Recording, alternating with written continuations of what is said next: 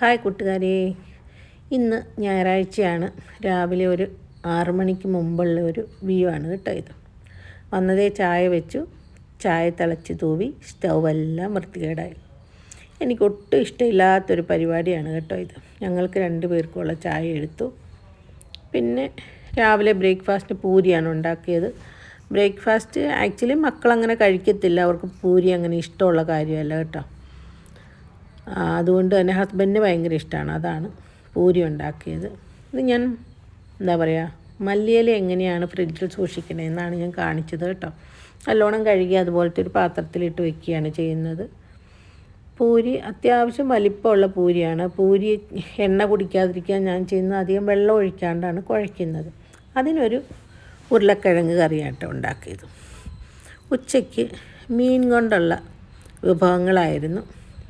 അതുകൊണ്ട് തന്നെ ഈ മീൻ മുളകിട്ടത് നിങ്ങളെ ഈ വീഡിയോയിൽ കൂടെ ഞാൻ എങ്ങനെയാണ് മീൻ മുളകിട്ടത് ഉണ്ടാക്കുന്നതെന്ന് കാണിച്ചു തരാം, വളരെ വിശദമായിട്ട് തന്നെ.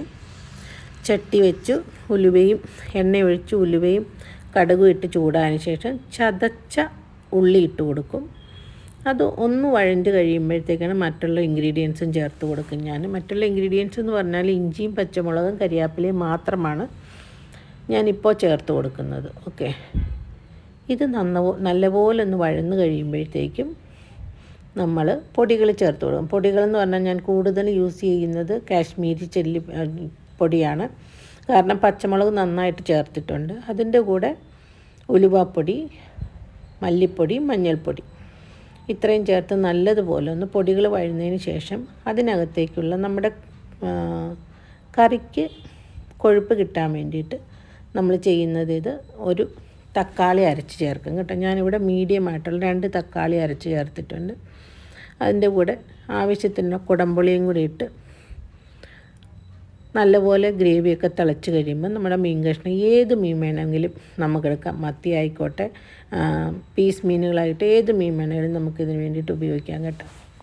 നല്ലതുപോലെ പീസുകളൊക്കെ ഇട്ടതിന് ശേഷം നമുക്ക് നല്ലതുപോലെ ഒന്ന് ചുറ്റിച്ച് കൊടുക്കണം ചട്ടി. ഇതെൻ്റെ വല്യമ്മച്ചിയൊക്കെ എപ്പോഴും പറഞ്ഞു തന്നിട്ടുള്ള കേട്ടോ. ഇപ്പോഴാണ് ഞാൻ ഉപ്പിട്ട് കൊടുത്തത്. അപ്പോൾ അത് അങ്ങോട്ട് ആ അടുപ്പിൽ നിന്ന് അങ്ങോട്ട് മാറ്റി അതവിടെ തിളയ്ക്കാനായിട്ട് വേകാൻ വേണ്ടിയിട്ട് വെച്ചപ്പോൾ ഇപ്പോൾ ഇവിടെ മോര് കാച്ചുന്നൊന്നും ആരോടും പറഞ്ഞു തരേണ്ട കാര്യമൊന്നുമില്ല, സിമ്പിളായിട്ട് അതുകൊണ്ട് ഞാനത് പറയുന്നൊന്നുമില്ല. എല്ലാവർക്കും മോര് കാച്ചാനായിട്ടൊക്കെ അറിയാം. മോര് കാച്ചിയത് അപ്പുറത്ത് മീൻ തിളച്ചപ്പോൾ ഇതൊന്ന് കാണിച്ചു എന്ന് മാത്രമേ ഉള്ളൂ. ഒരുവിധം തിക്നെസ്സായിട്ടാണ് ഞാനിവിടെ മോര്, ഇവിടെ ഹസ്ബൻഡിനായിക്കോട്ടെ മക്കൾക്കായിക്കോട്ടെ ഈ ഒരു സ്ട്രക്ചറാണ് ഇഷ്ടം. ഒത്തിരി വെള്ളം അവർക്ക് ഇഷ്ടമല്ല. ലാസ്റ്റ് ഇച്ചിരി ഉലുവ പൊടിയൊക്കെ വിതറി എൻ്റെ മോര് കാച്ചിയത് ഇവിടെ റെഡി ആയിട്ടുണ്ട് കേട്ടോ. കൂടെ തന്നെ ഞാൻ പറഞ്ഞല്ലോ, ഈ മീനിൽ നിന്ന് തന്നെ എടുത്ത കുറച്ച് പീസ് എടുത്ത് ഞാൻ വറക്കാൻ വേണ്ടിയിട്ട് വെച്ചിട്ടുണ്ട്. ഞാൻ ഈ ഒരു രീതിയിലാണ് കേട്ടോ ചോറുണ്ടാക്കുന്നത്.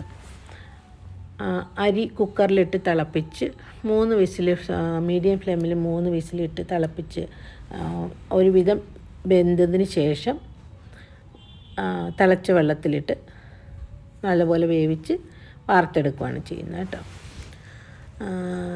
ഞാനൊരു പയർ, ഇതിനിവിടെ അമരപ്പയർ എന്നാണ് പറയുന്നത്, നിങ്ങളൊക്കെ എന്താണ് ഈ പയറിന് പറയുന്നത്, ഒരു തോരനും കൂടെ വെച്ച് കേട്ടോ. നമ്മുടെ ഫൈനൽ ലഞ്ചിനുള്ള എല്ലാ സാധനങ്ങളും റെഡിയായി കണ്ടോ. ഇതെടുക്കുമ്പോഴാണ് നമുക്ക് ആ മീനിൻ്റെ സ്ട്രക്ചർ മനസ്സിലാകുന്നത്. നമ്മൾ തക്കാളി അരച്ച് ചേർത്തു എന്ന് പറഞ്ഞുകൊണ്ട് ആ തക്കാളിയുടെ ഇതൊന്നും നമുക്ക് വരത്തില്ല. ശരിക്കും എങ്ങനെ മീൻ മുളകിട്ടതുണ്ടാക്കാം അങ്ങനെ തന്നെ കേട്ടോ. അപ്പോൾ ഇതായിരുന്നു നമ്മുടെ ലഞ്ച് ഇന്നത്തത്.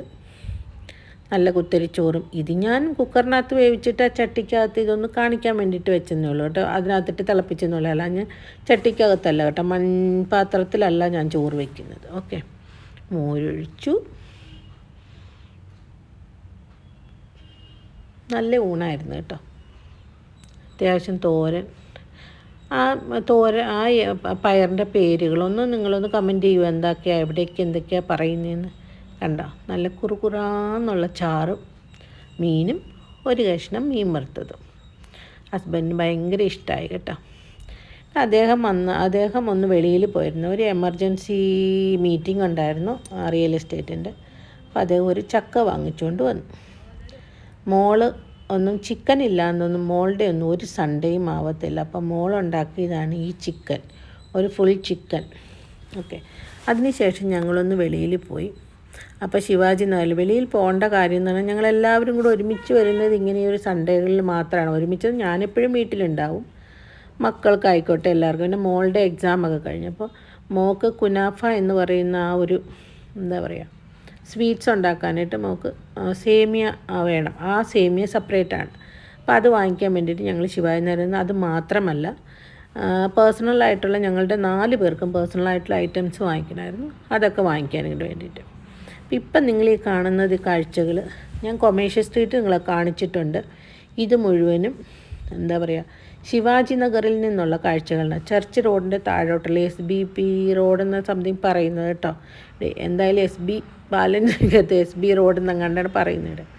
ഇവിടെ മീഡിയമായിട്ടുള്ള എന്താണ് കൊമേഴ്ഷ്യലിലെല്ലാം ബ്രാൻഡഡ് ഐറ്റങ്ങളും എല്ലാ ഐറ്റങ്ങളും ഉണ്ടെങ്കിൽ ഇവിടെ നമുക്ക് മീഡിയമായിട്ടുള്ള ഐറ്റംസ് എല്ലാം ഉണ്ട്. പക്ഷേ ഇവിടുത്തെ ഒരു പ്രത്യേകത എന്താണെന്ന് വെച്ച് കഴിഞ്ഞാൽ അവർ ഇടുന്നതൊരു വിലയായിരിക്കും, നമുക്കിവിടെ ബാർഗെയിൻ ചെയ്ത് സാധനം വാങ്ങിക്കാൻ പറ്റും.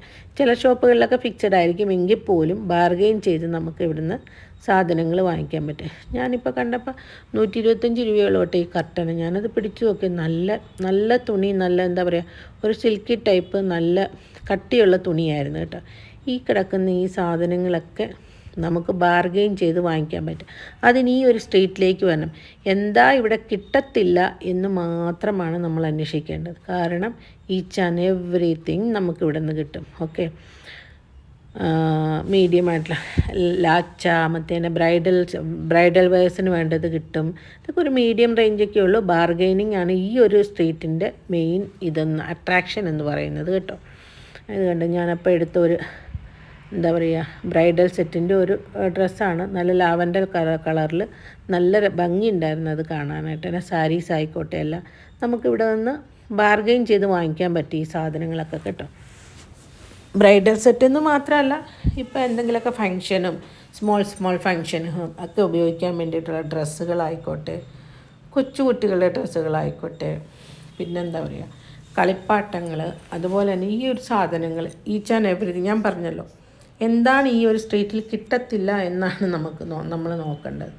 സോ ബ്രൈഡൽ കളക്ഷൻ്റെ ചെറിയൊരു കട ഇവിടെ ഉണ്ടായിരുന്നു ഈ ഒരു ഇതിൽ. ഇതൊക്കെ നമ്മൾ കണ്ടിരിക്കുന്നത് ശരിക്കും പറഞ്ഞാൽ കൊമേഴ്ഷ്യലിലാണ്. പക്ഷേ ഇങ്ങോട്ട് ഞാൻ പറഞ്ഞത് 60%, 70% എന്താ പറയുക ഓഫറൊക്കെ ഇട്ടിട്ടുണ്ട്. ഈ ചപ്പലുകളൊക്കെ അവരൊരു വില പറയും, നമ്മൾ നമ്മളുടേതായ ഒരു വില പറഞ്ഞിട്ടാണ് നമ്മൾ എടുക്കുന്നത്. ഇങ്ങോട്ട് വന്നു കഴിയുമ്പോൾ ഇതാണ്. ഇവിടെ ഒരു താജ് ഹോട്ടൽ എന്ന് പറഞ്ഞൊരു ഇതൊക്കെ ഉണ്ട് കേട്ടോ, ഒരു ഹോട്ടലൊക്കെ ഉണ്ട്. ഈ സർക്കിളിൻ്റെ താഴോട്ട് പോയി കഴിഞ്ഞാൽ ഇനിയും കുറേ വസ്തുക്കൾ നമുക്ക് കാണാനായിട്ടുണ്ട്. എല്ലാ ഹോൾസെയിലും അതുപോലെ തന്നെ പാത്രങ്ങൾ ഒക്കെ വിൽക്കുന്ന കടകൾ. ഇതാണ് മോള് പറഞ്ഞ ആ സേമിയ കേട്ടോ. ഇവിടെ വരണം അത് വാങ്ങിക്കണം, കാരണം നമ്മൾ താമസിക്കുന്നിടത്തൊന്നും അതില്ല. പിന്നെ ഈ ഐറ്റംസൊക്കെ നിങ്ങൾക്കറിയാമല്ലോ, എണ്ണയിലൊക്കെ വറുത്ത് കഴിക്കുന്ന സാധനങ്ങൾ. ഇതൊന്നും നമ്മൾ വാങ്ങിച്ചിട്ടില്ല. പാസ്ത ഒക്കെ ഇവിടെ കിട്ടും കേട്ടോ. ഇങ്ങനെ ഇതൊക്കെ കിലോ കണക്കിന് വാങ്ങിക്കുന്ന സാധനങ്ങളാണ്. സേമിയ ആയിക്കോട്ടെ എല്ലാം തന്നെ കിലോ കണക്കിന് മേടിക്കുന്ന സാധനങ്ങളാണ്. അപ്പോൾ മോൾക്ക് ഇഷ്ടപ്പെട്ട ഐറ്റം വാങ്ങിച്ചു, മുമ്പോട്ട് നടന്നു. എനിക്കിഷ്ടപ്പെട്ട ഒരു സാധനം വരുന്നുണ്ട് കേട്ടോ. അതെന്താണെന്നല്ലേ, മുമ്പോട്ട് വാ, ഞാൻ കാണിച്ചു തരാം. എനിക്ക് ഏറ്റവും ഇഷ്ടപ്പെട്ട സാധനം കേട്ടോ അത്. ഈ ഇങ്ങനെ കെട്ടി വെച്ചിരിക്കുന്ന ഒരു സാധനം, ഇതൊരു ചേമ്പ് വർഗ്ഗത്തിൽപ്പെട്ട ഒരു സാധനം കേട്ടോ. എൻ്റെ മദർ-ഇൻ-ലോയ്ക്ക് അത് ഭയങ്കര ഇഷ്ടമായിരുന്നു. പക്ഷേ എനിക്കറിയില്ല ആ സാധനം എന്താണെന്ന്. ഞാൻ കണ്ടോ, എനിക്കിഷ്ടപ്പെട്ട സാധനം കപ്പ കിട്ടി കേട്ടോ. ഒരേ ദിവസം തന്നെ ലോട്ടറി അടിച്ചെന്ന് പറഞ്ഞ പോലെ ചക്കയും കിട്ടി, കപ്പയും കിട്ടി. ഇതൊക്കെയാണ് ഞാൻ പറഞ്ഞ സാധനങ്ങൾ. ശിവാജി നഗർ ഈ ഒരു എന്താ പറയുക ചർച്ച് സ്ട്രീറ്റിൻ്റെ അവിടെ നിന്ന് ഡൗൺ വന്നിട്ട് SB റോഡ് എന്ന് പറഞ്ഞാൽ ചർച്ച് സ്ട്രീറ്റിൽ നിന്ന് സ്ട്രെയിറ്റ് വന്നിട്ട് റൈറ്റ് എടുത്ത് പോരണം. തിരിച്ച് ഞങ്ങളൊരു 8:30 ആയപ്പോൾ തിരിച്ചു പോന്നു. മോളാണ് തിരിച്ചു പോന്നപ്പോൾ വണ്ടി ഓടിച്ചത്.